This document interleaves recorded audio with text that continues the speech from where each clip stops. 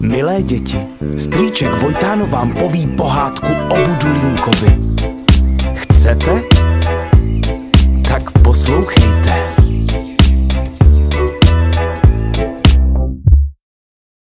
Bylo nebylo, jedno malý mimino, co zlobilo a bylo trochu debilo a oči divně kulilo. Něco mu prej chybělo a něco mu zas přibylo a nebylo to kilo, těch málo mělo.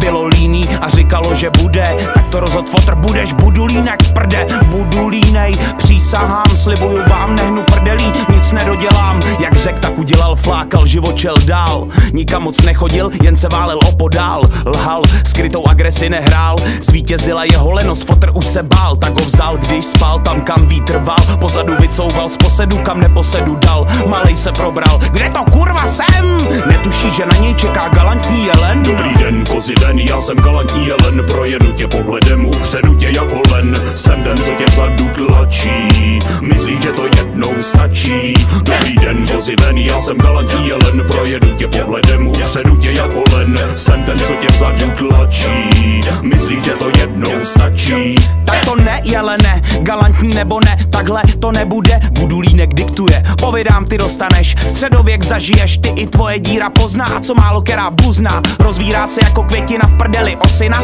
zvu tě do roka a do dne jako kozina, že udělal jsem kostru z Kevina, ví celá dědina, tvoje šance jediná je zdrhnout, to ti povídám. A jsem malej muž s velkou duší, schovej přede mnou svoji srnu, kámo, tato tuší, čekuj, moje uši jsou jak satelity, co tvůj signál ruší.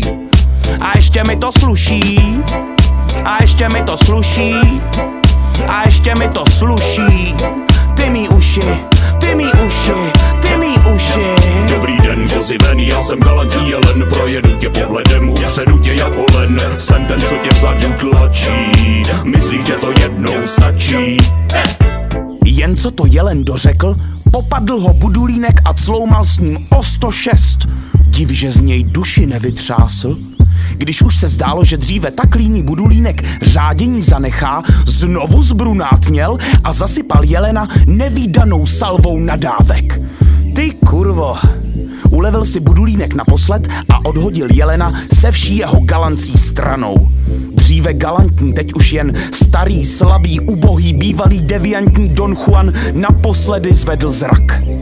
Pak už se jen pochcal, posral a hanbou nad svým zvráceným životem zdechnul. Budulínek nebyl rád, nebyl nerad, bylo mu to tak nějak fuk. Nasral si mě, ale takhle to skončit nemuselo.